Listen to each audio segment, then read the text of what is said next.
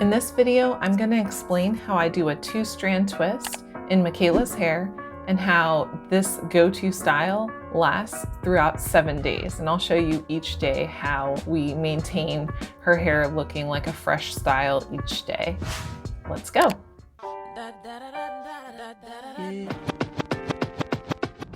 So first up, of course, you want to make sure that this is freshly washed hair. At this point, I have not put any leave-in conditioner. I've just come straight out of the bath or the shower, and I'm gonna start off by creating a part.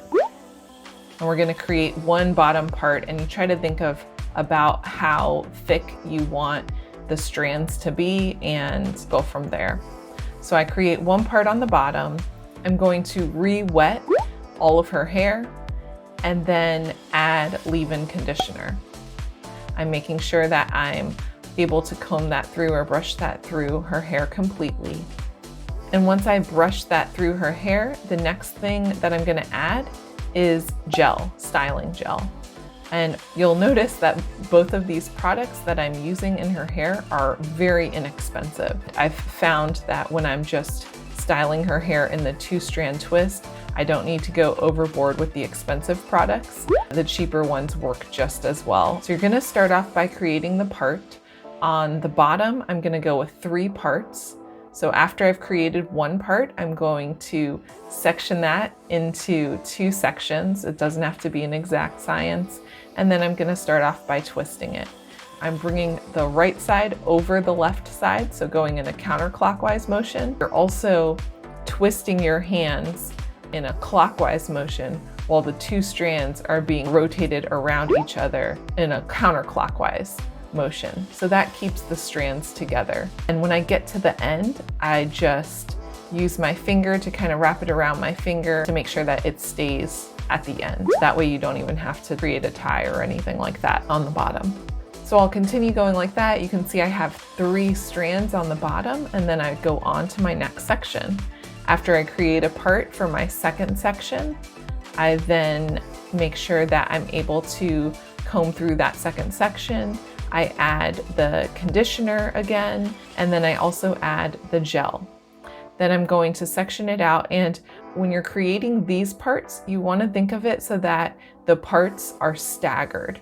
So in the bottom part that I used, I had 3 twists. So for this next layer on top, I want these twists to try to fall in between the gaps that I have. So I'm gonna create 4 strands here so that it's staggered. So again, I'm just gonna comb through it, make sure that it's completely wet so that it'll stay together. And I am gonna continue this process. After I've created those 4, I'm then moving on to the next part. So with this next part, you'll see that her hair is really, really dry here. This is the part of her hair that's hard to retain moisture. So I'm making sure to really, saturate it with the water again, and then adding in the leave-in conditioner and the gel, and making sure I can comb through it all the way. So right now she has the 7 braids that are on the bottom, or 7 twists. For this next section, again, I'm trying to get all of these twists to fall in a staggered way so that you can't really see the parts, but it just looks like, a whole bunch of twists. So with this one, instead of going with 5, I actually am gonna do 7 on this side, because now I'm wrapping it around and right above her ear, whereas before I was below her ear, so it didn't work out to quite as many. So now I'm actually adding 3 more rather than just 1 more. I'm also gonna have her help me. She's able to do it now. So then I'll move on to the next part. So I'm going to add those twists and continue on my pattern. On the top, you can do it however you'd like it to look. But for her, she likes the part in the middle, because then she can add different headbands and things like that, and doesn't have it all over to the side, kind of over her eyes. So we keep it kind of symmetrical in the middle there.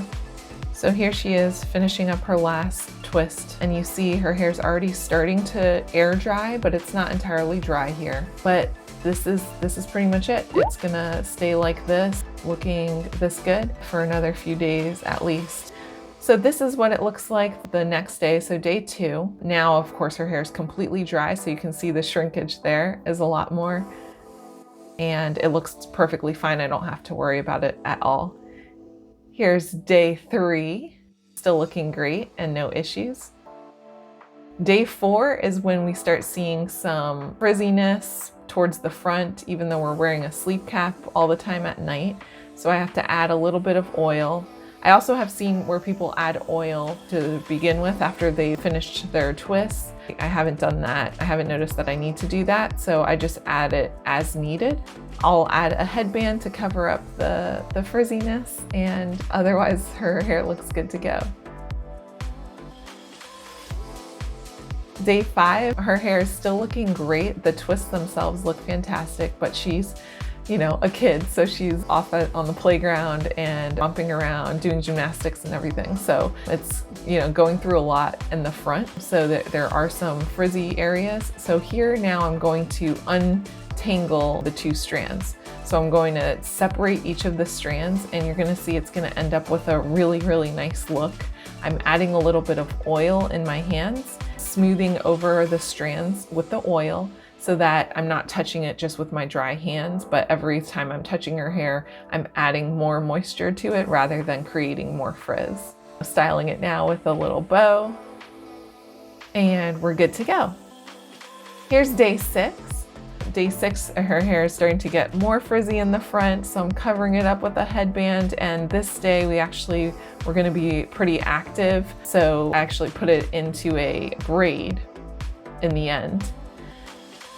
And finally, last day, this day we're gonna end up washing it. And this is what it looks like, day 7. Still looking good. The headband kind of hides the frizziness in the front, but otherwise her hair looks beautiful with the nice curls. So that's it. If you have any questions, let us know. Thanks.